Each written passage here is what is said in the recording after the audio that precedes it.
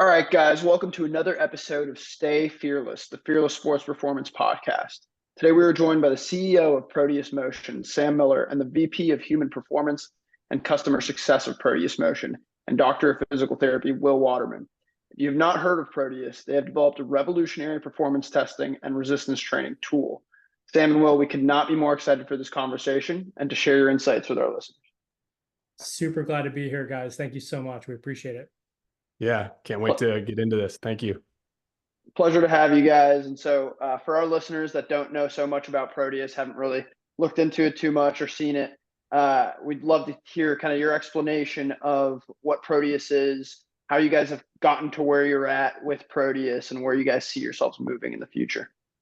Absolutely. Happy to talk about it. And Will and I, Will Waterman, who's joining, is our Vice President of Customer Success and Industry Solutions, has been around since the very beginning with me. So you got the right guys here to talk about it. But yeah, Proteus Motion is a company that's really pioneering a really interesting space and moment in time in physical strength and power.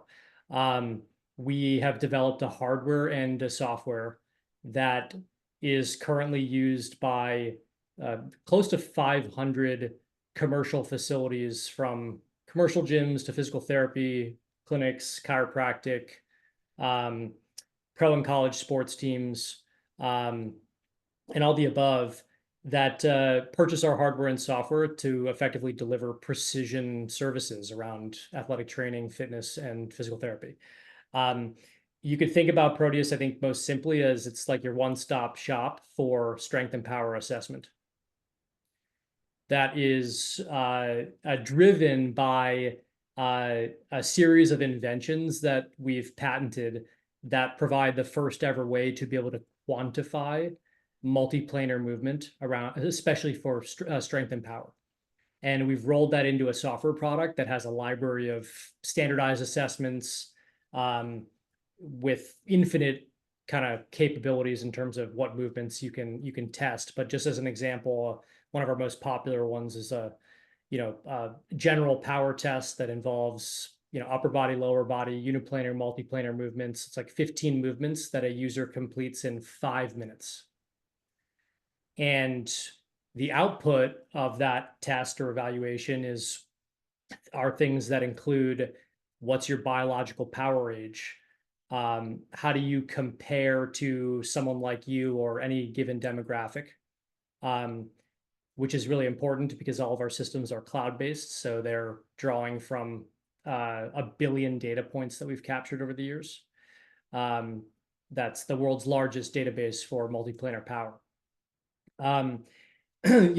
Our assessment reports kind of reveal across the entire body what areas of strength, weaknesses does an individual possess, where are they improving, how are they changing, imbalance, and some hyper-personalized insights around, well, what do you do and how, including some new features that we've developed where you can actually output a multi-week hyper-personalized program.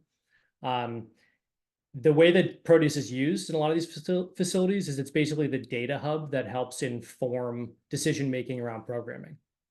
Where do you stand? How do you compare? How are you changing or improving? Which is incredibly powerful from a motivation standpoint, from a progress tracking standpoint, and really elevates the quality and level of services that can be provided at a facility, as well as like monetization opportunities. So primarily, we're a performance assessment tool with totally differentiated and unique capabilities that are hyper time efficient and precise. And secondarily, Proteus provides a totally new resistance training modality. So one of the key parts of or foundations of the technology is that we created a new machine that, if any listeners are wondering what this is or what it looks like, go to proteusmotion.com. You can see what this looks like. It's roughly the size of a treadmill. You can perform any conceivable movement on it, and it provides a resistive force that is very much unlike a cable machine or a free weight. It's derived from magnets, and it's constant force. We call it 3D resistance. 3D resistance is constant in all planes and directions. It's like a force field. It feels like moving underwater, and you can change the viscosity of the fluid. And this has two benefits. It provides a totally unique, it basically is a tool in your toolkit that's a totally unique stimulus that has incredible benefits, from ranging from, it's very low impact to in high neuromuscular activation, but it's like the ultimate tool for training, triplanar power and speed. But constant force in all directions also means that we're able to measure strength and power for a multiplanar movement, right? Strength is the ability to move against a force.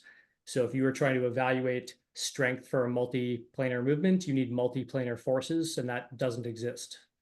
That's what 3D resistance is. So it's a huge unlock on that front. And yeah, currently today, I started the company in 2016. First 4 years was like R&D, heavy R&D, patenting with a really small team, building prototypes. And that was, the first 4 years. And then we basically have grown from about 25 machine installs in 2021 to close to 500 today, almost entirely through word of mouth. We have an enviable roster of clients ranging across these different segments. And we've got about 75,000 users that range from age 8 to age 98, including some of the best athletes in the world across all major sports. So that's, I'll pause there. That's kind of, I guess, in a nutshell, what we do. And happy to tell you how we got here, of course, but it's a really interesting moment in time where, physical strength is now a biomarker, right? It's no longer confined to bodybuilding and elite athletics. It matters for everyone. That's been established. And we're really at the forefront of this emerging space as it becomes, I think, understood in a mainstream population, the importance of physical strength for health, movement, and longevity. Yeah, and we were lucky enough to be able to kind of demo the Proteus, and being able to kind of see how efficient and easy and user friendly it is to perform those assessments. And I think we did the Cressy performance assessment. And being in the baseball world, Cressy's obviously a big name, and I know you guys do a lot of work with him.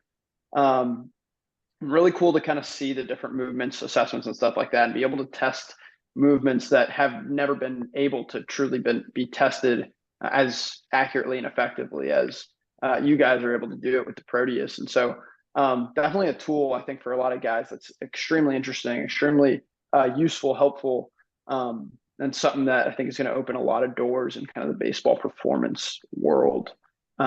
Being able to assess and, being a PT, and kind of seeing that mindset, that kind of world way of thinking. Assessment is so important. Whether that be initial assessment or constantly reassessing, because of course, if you don't know where you are in the map, it's really hard to kind of get where you need to go and know how to get there. And so kind of my question for you is, and this is just kind of my PT mind working, is how can that be integrated then? Because at least the test that we saw was kind of that initial performance test of like, okay, where are we performance wise? But it's like, all right, how can that be integrated into, especially baseball, into like the rehab process, whether that becoming, post surgery and reassessing as we move forward kind of through that rehab process? And are there plans to kind of dive deeper into that world and that timeline? Well, being that I'm the PT of the two of us, I'll jump in on that one. So yeah, I mean, you hit the nail on the head. I think a lot of people perceive us as just a performance testing device for athletes, but that couldn't be further from the truth. Like, we actually, I can't remember the last time I checked what the actual numbers were, but I want to say, and Sam, you can correct me, like 30% of our sites are PT facilities, something like that, PT and medical.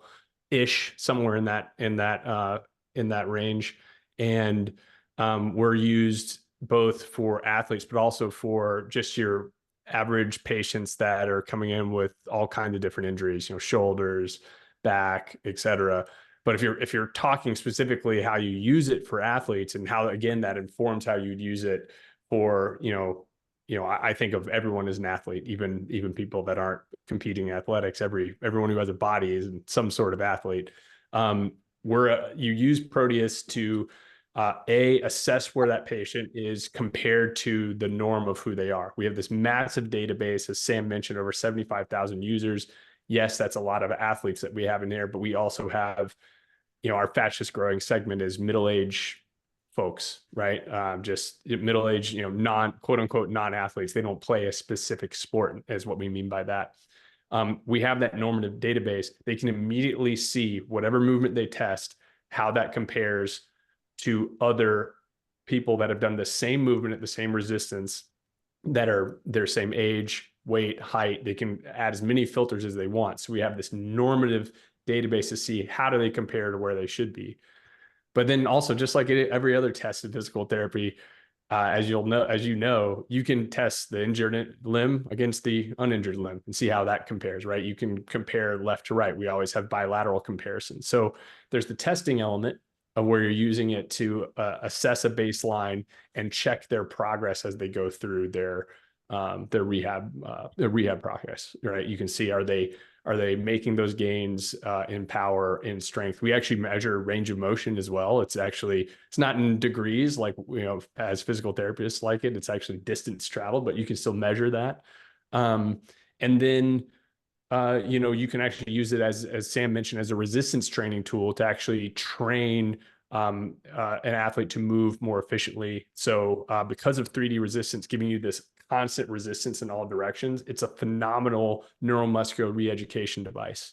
So if you're going to do something like shoulder flexion, shoulder scaption, something like that, or PNFs, it teaches you how to not only activate those muscles needed to move in those patterns, but also to stabilize throughout that entire movement, because it's sort of kind of a hybrid movement between open chain and closed chain. So it's kind of a hybrid of those two things. So it helps to provide stability to the person as they're moving through the range of motion, while at the same time challenging them to provide force in 3 dimensions. So it really is a unique stimulus that can be used really early in the rehab process. So we have people that'll use it earlier than they can do normal resistance training, because it's a lot like aquatic therapy, and the same stimulus you get there. You can do it really early in the rehab process without risk to injuring the tissue, because it's essentially, it can be used almost as like a concentrically biased exercise. So it's very safe on healing tissue,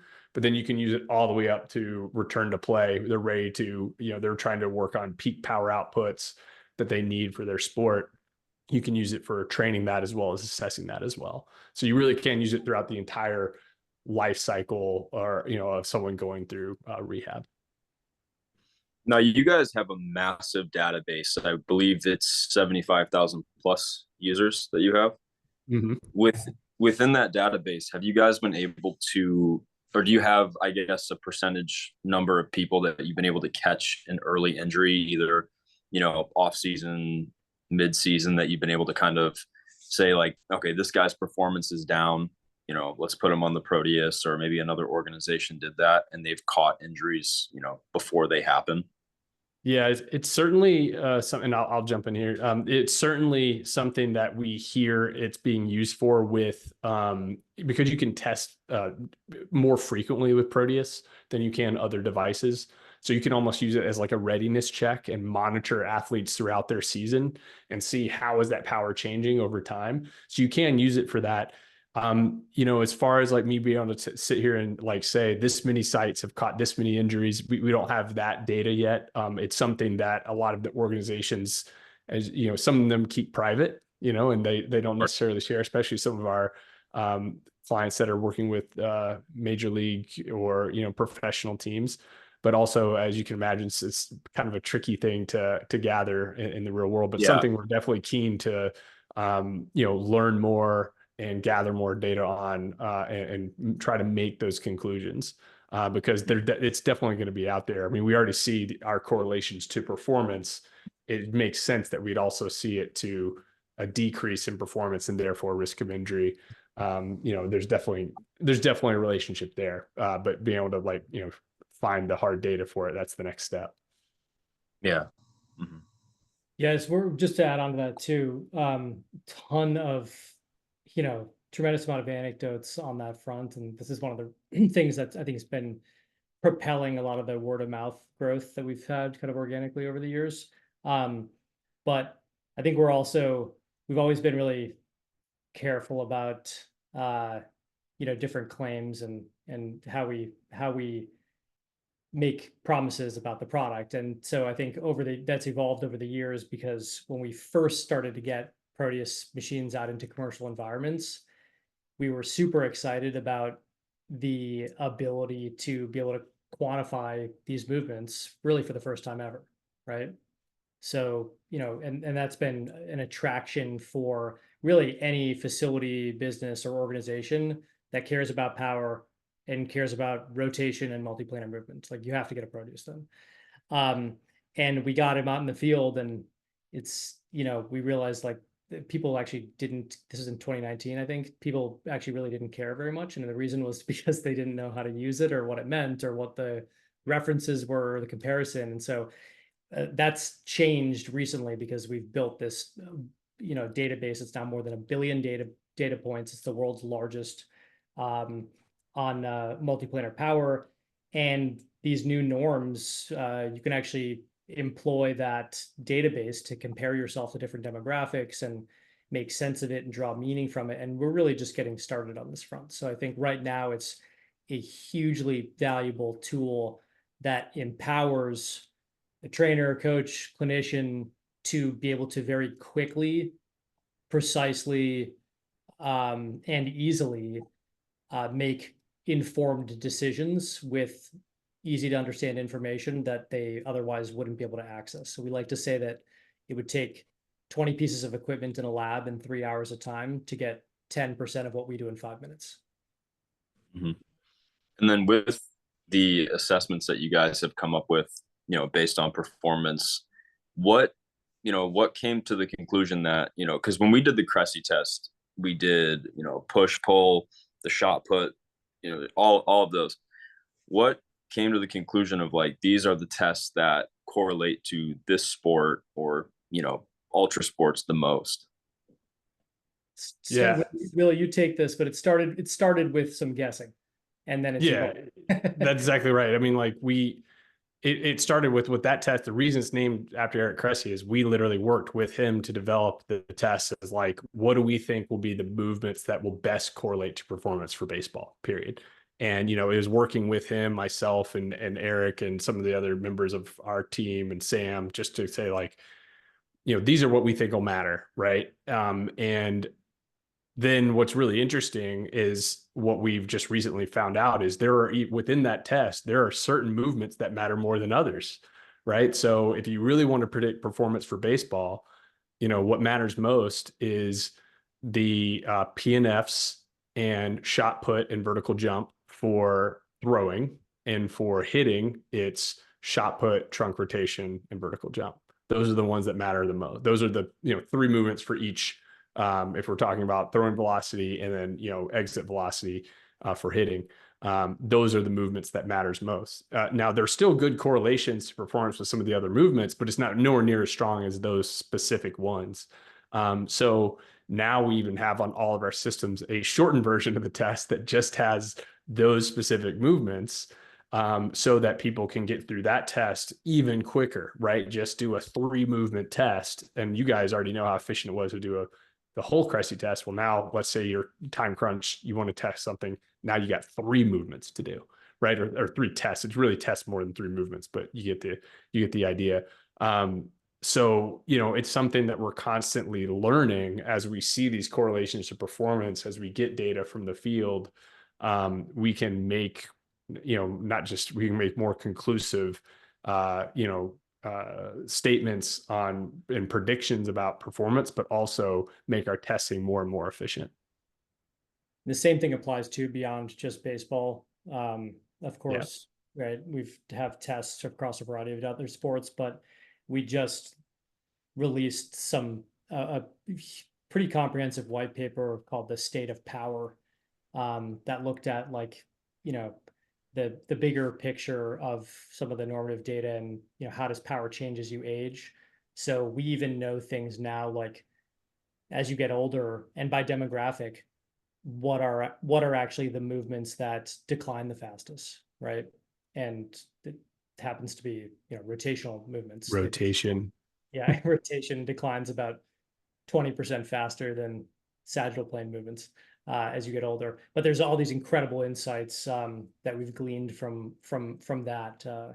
So but the basis of the testing is it's definitely been it's definitely been kind of created very thoughtfully, but it also started with some guesswork, and then many iterations and rounds of validation and refinement, and still a lot of ways to go. But that's one of the benefits our customers have of having a product that appreciates rather than depreciates, because they're constantly releasing new features and bringing more value, and so there's a lot more room to run there.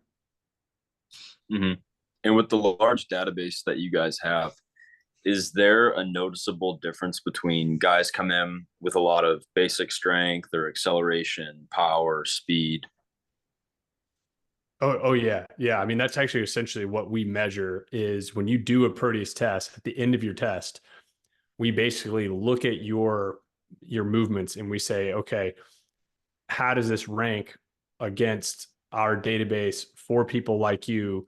We look at power, acceleration, and velocity, right? And we go basically, okay, where do you rank against these? And then based on your test results, we can make recommendations on should you do strength training, power-based training, or speed-based training based on what you lack the most. So we take the relationship of power and acceleration, which is our primary metrics that we measure, and then we can look at those and say, okay, if you're deficient in power in particular, if you're very deficient on power, what's the first thing you need to do before you develop power? You got to develop baseline strength, right? Strength first, right? Okay, now you develop some strength, you spend some time in the weight room developing strength, power numbers go up. Well, now we're looking to see how does power relate to your velocity and acceleration. And if you are more powerful than you are fast, then we want to now start to work on that speed. So we're going to work more on the velocity side of things. So more on the lower end of the force velocity curve, really working on light resistance, explosive training, versus if you lack, you have a lot more velocity, a lot more acceleration capabilities, but you lack power, then we're going to kind of work in the middle of that force velocity curve, work on kind of like moderate resistance, explosive activities.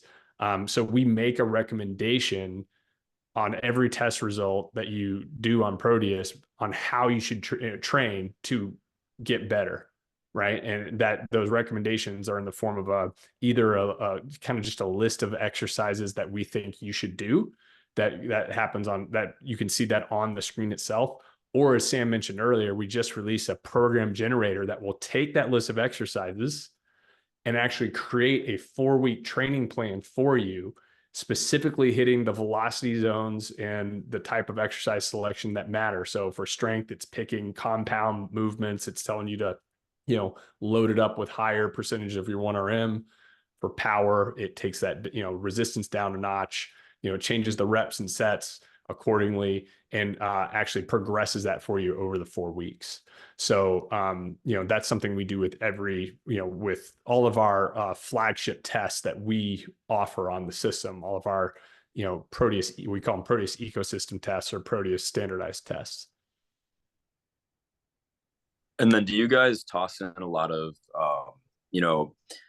using the VBT Tendo unit for people when they get that data back to say like, okay, we need to objectively move for power or for acceleration or for basic strength? Would you guys recommend, hey, use the Tendo unit for these athletes so we can, recognize?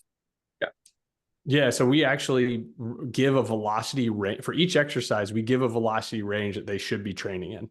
So for strength, it's below that 0.75 meters a second. For power, it's 0.75 to 1.25. For speed, it's above 1.25 meters a second. And we actually put that in the programming. So if they have access to any type of VBT training, Tendo could be one of the camera systems, really anything, they can use that to their advantage. And don't forget, Proteus has VBT in it as well. In our freestyle mode, we actually have a VBT mode that actually you can set as the coach. Hey, I want to stay in this 0.75 to 1.25 range. They start working. If the athlete is going too fast, that means the resistance is too light, and that the coach can increase the resistance. If they're moving too slow, the resistance is too heavy, they can decrease the resistance. So we give that in all the programs. We give that a suggestion in that same training recommendation space and in the programs that we generate. In terms of, the athlete demographic coming in, in former podcasts that I heard, especially with Cressy, you guys mentioned that really the difference between, collegiate and professional just came down to skill, not necessarily their strength, power, or anything like that. Did you guys find a difference within the collegiate level between, freshman, sophomore versus that upper class, more, which you would consider to be the guys who are typically getting drafted? Was there a bigger gap in that space, or was there kind of a baseline there too? I think we've looked at that. Well, have we? Yeah, I don't think we've looked specifically at that. Like, okay, let's look at college and look at like like the way that we would do it in our database. We look at age. We wouldn't necessarily look at, we don't have like freshman, sophomore, we don't divide it like that, but we could look at age. But what I can tell you that we have done already, and specifically at people that have done the Cressy test that are baseball players, that are of college age, so they probably are collegiate baseball players, is that there's a peak in power that tends to happen as they get to what you would consider that kind of senior age in college, around 21, 22. Like, we do know that power kind of tends to go up and peak in our data around that. And then, depending on, that's where we might have to get away from, being able to give you a definitive answer, but the power does tend to peak between that 20 to 25 age range. And then, it starts to decline a little bit, or kind of like level off right there at that age. So my guess would be our data would show that those seniors would produce more power than the freshmen. We'll nail that with that answer, but I think we're involved in a couple of, in one very kind of notable new venture that is basically aiming to create almost like an athletic SAT, if you will, and involving a combination of measurement tools from,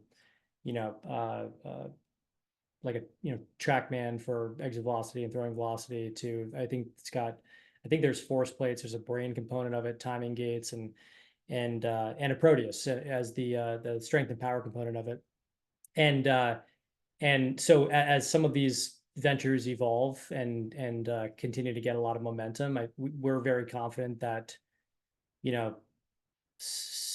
handful of these are kind of going to emerge to become standard assessments, using a combination of these tools. In the process of this, we're getting a lot more detailed information that I think is going to answer some of those questions.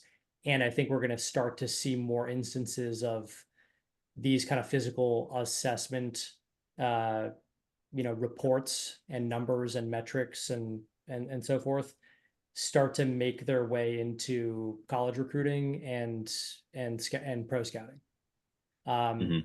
in a pretty exciting way, because I think there's a lot of meaning and there's a lot of depth has been established from a lot of these assessment tools, including Proteus.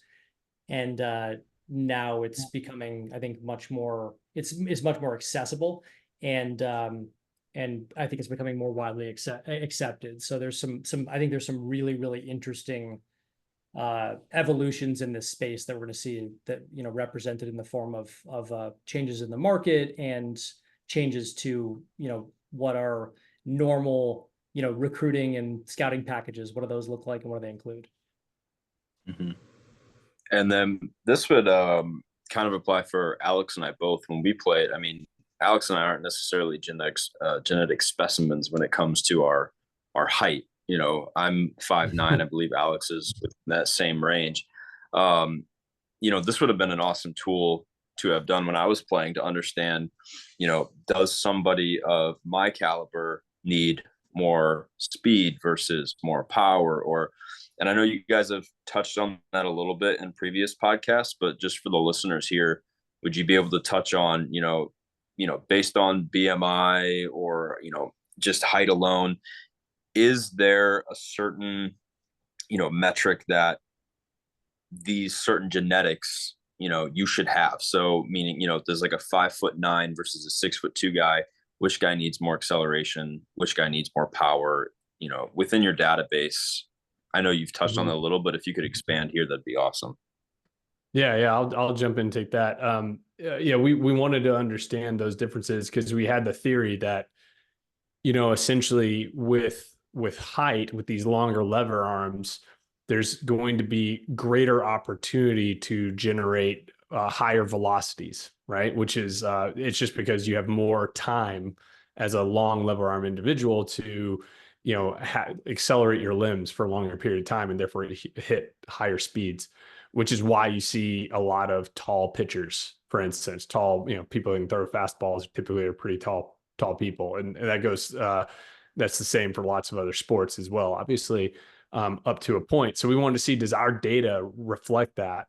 And the way we'd look at that is we'd look at power, which is a combination of force and velocity, and we compare that to acceleration, which is how quickly does someone get to their peak velocity, right? And essentially what we found is that as athletes get taller, yes, their ability to produce power tends to go up.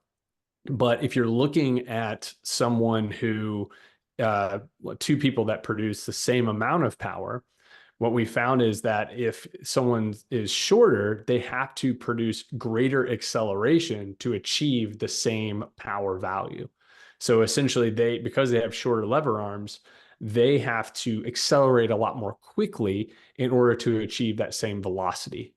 Right? Does that make sense? So if that's the case, then that athlete needs to fundamentally have a different approach to training if they want to hit some of those same numbers. So they need to focus a lot more on acceleration rather than, peak velocity or power-based training. So that means doing things that are helping them, start those movements very, very quickly, get to peak velocity very quickly, which usually means doing light resistance, explosive movements. Obviously everyone still needs baseline strength, but if you really want to work on acceleration, that's what you need to work on is, light resistance, explosive movement. So a shorter individual is going to going to benefit from that to a greater extent than a tall athlete. Yeah, and I think that's a really interesting point of different bodies are going to need to either make up in a certain way. A lot of guys are, their bony morphology is shaped differently to kind of accommodate for different movement patterns that are going to be more efficient or less efficient. And that kind of touches on the idea of there's no perfect mechanics or perfect way to build a body. And so I think is a great tool to be able to identify all right, this is, where we're at in a lot of these different things, and understanding, okay, these are the things that you need to essentially outperform the norm to be able to make up for whatever else you might be lacking or whatever that is. And I'm curious if, on that kind of same idea or same lens, is there other, metrics that you found that may differ between athletes, between different body types, between different types of movers, and how that relates to some of the data that you guys are collecting, and what are the things that they need to kind of outperform the norm in, if there is data on that? So I'll just answer that too. Another kind of concept here is, remember that you hit the nail on the head. Everyone's going to be different. And also for different sports, different movements, different metrics are going to matter more. So what's really interesting is because our database collects height, weight, sport, position in the sport, all these different things. You can filter by that data to determine, and am I lacking in this metric compared to this cohort, right? Like maybe I'm in the 90th percentile for, power, but my acceleration is really low. And that's why I need to really focus on that. Or maybe I need to look specifically at people that are shorter that play my position. Where do I rank amongst them? If I want to be at the high level of them, I need to work on these metrics. That's going to fundamentally change how our data compares you, if that makes sense. So our tools allow you to do that. But then on top of that, obviously we're always trying to look for different interesting, relationships that we see. And, something that we have already seen is even looking at BMI, which is something that, a lot of athletes are told that, they're overweight, or they fall into that overweight category because they carry more muscle mass. And, it's kind of this tricky thing where they're saying, oh, you're overweight. But when you look at our data, overweight people are the most athletic people that we have. That's where power peaks, which is kind of an interesting kind of point. If you're an athlete, you kind of almost want to be in that overweight category because it means you have more muscle mass, which is what you need to achieve your sport outcome. Now, what we see in our data is they start to get into that obese area, it starts to level off, and then it starts to decline as the BMI goes up. So, that follows conventional logic. But if you're an athlete, that's just one other area where, you actually want your power numbers to go up, and your body weight to probably be a little bit higher because you have more muscle mass and more lean tissue. So I'm not sure if that's exactly in the same category of what you're looking for, but that's definitely an interesting relationship that we've seen in our data that we've, found recently and been talking a lot about. The sky's the limit here because these are really new norms. And I think over the last 2 years, we've, reached really a new kind of stratosphere in our ability to make sense of those and then present them in a way that's understandable. But there is so much, room to run here. We're definitely seeing the emergence of different archetypes, you could say, right, of athletes, right, and being able to, categorize them broadly in some way at a high level before digging in deeper to specific movement categories and so forth. We're definitely seeing that there's, depending on the demographic, there's a normal for, a bilateral power imbalance and by movement, right? And baseball players, as certain movements there's pretty significant bilateral imbalance, and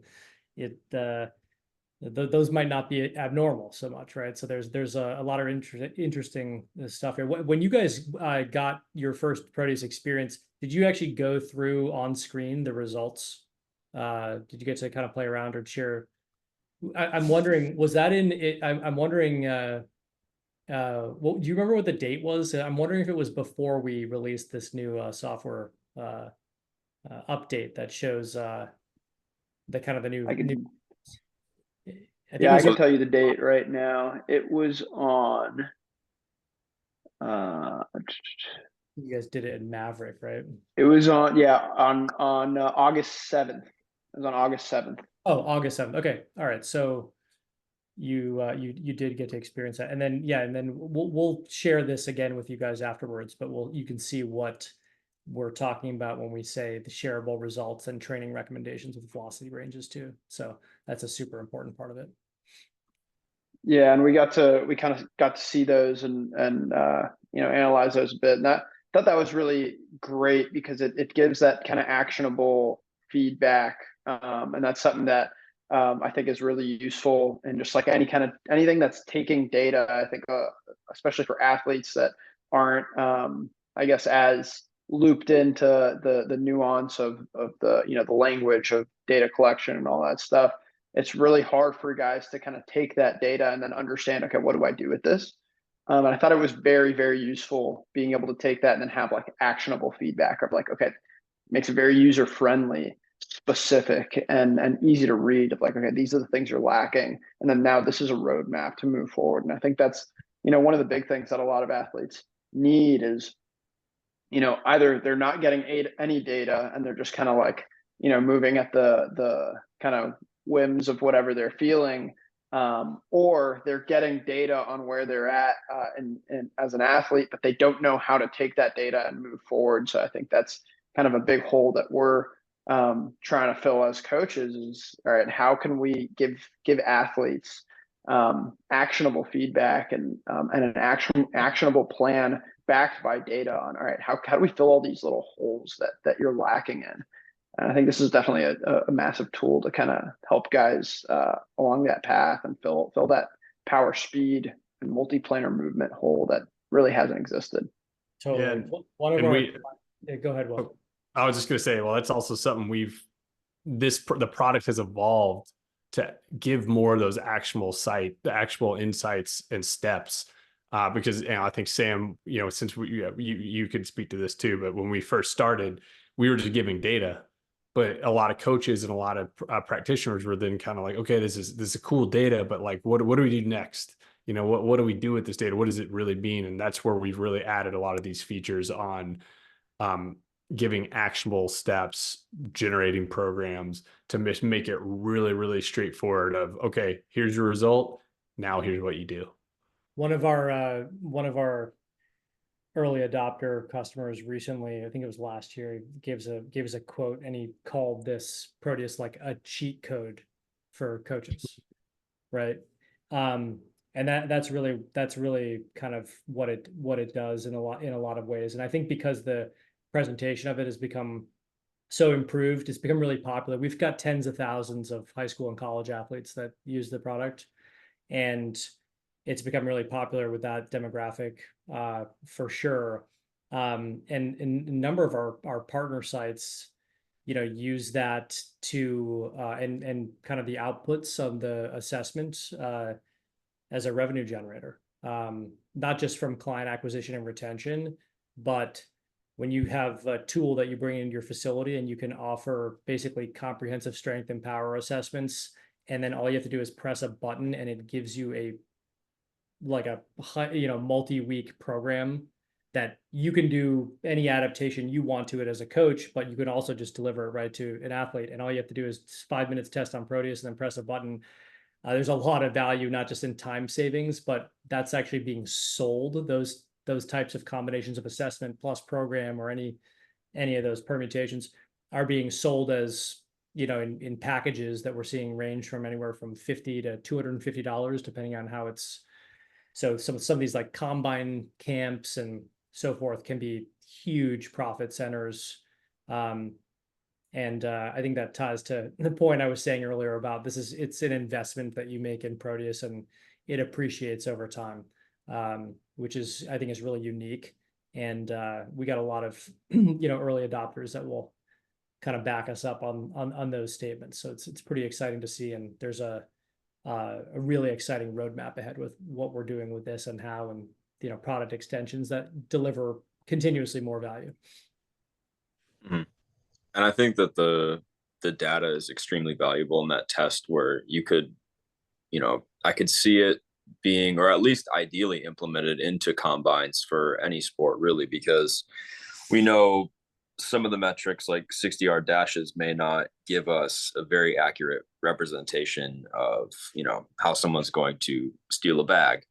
But using these metrics, I thought were awesome. And there was another great thing that Alex and I kind of got to experience together, which was we kind of got to compete on the machine as well.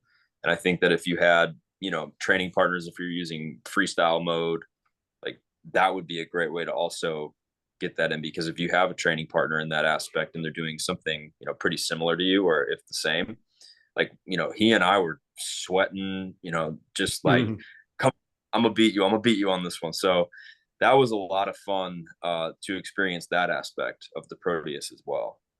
Yeah, the gamification of it, we hear that all the time. It's like you get this with the group and you get these guys. You look at our Instagram, you can see there's all kinds of videos we posted or reposted of sites that are doing exactly that. They're like trying to see who can get the biggest number on their shot put or something like that. So it's definitely a fun way to, keep people motivated. And look, you're measuring it right there so that the numbers don't lie, right? So it's easy to like turn that into a game and bring out the competitive nature.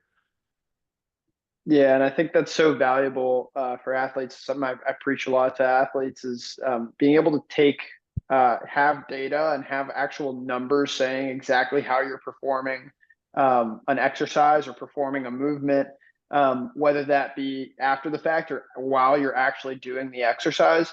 I think it's so valuable because, I kind of said this earlier, is if you don't know where you are in the map, you don't know how you're going to get to where you need to go. And you guys can kind of touch on it if you'd like, but just that importance of having actionable data that kind of guides not just the programming, but actually your actual effort in every rep that you're getting after. Because you see it where guys kind of get lost in the mundanity of training, and then when they're supposed to be working on, let's say, speed, they're really not moving fast enough to be working on speed or power or whatever it is. And you kind of lose that. But if you have that actionable data, even rep to rep, every single rep you're getting after it, and then you're able to see those numbers, and with your training partner see his numbers, and then compete, or just compete with yourself, seeing your own numbers. I think it's a total game changer to make sure that you are exactly where you need to be to get the stimulus that you want.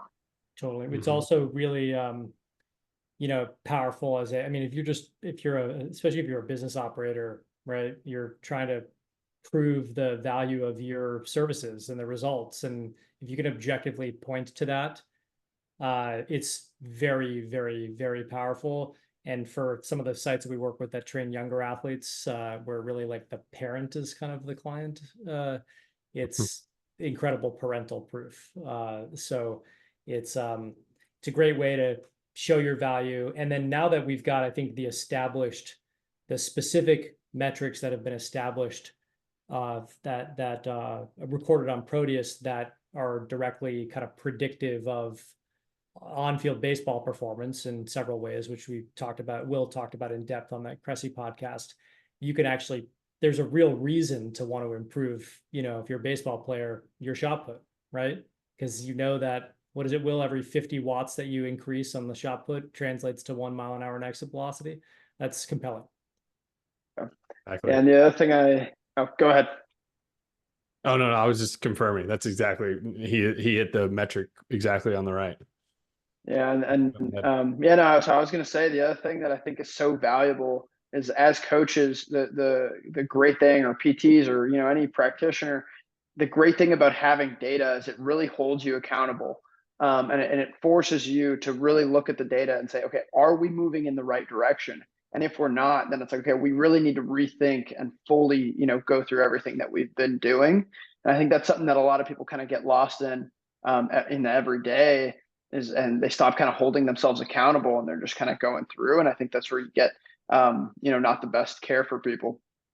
And so I think it's so important in everything that you do, not just the speed, power, and force production, but everything that you're doing is like really reassessing and all the time make sure that you have that data to kind of back up. And even if you're just an athlete kind of doing your own thing, it's really important to look at everything that you're doing in an objective way and understand, okay, am I moving towards my goal? And if I'm not, okay, now I need to rethink, where is it that I'm missing, that I need to start implementing, or where are the things that I need to remove from what I've been doing, or change whatever part of my routine it is that's going to help me get to that next level and start moving in the direction I want to move.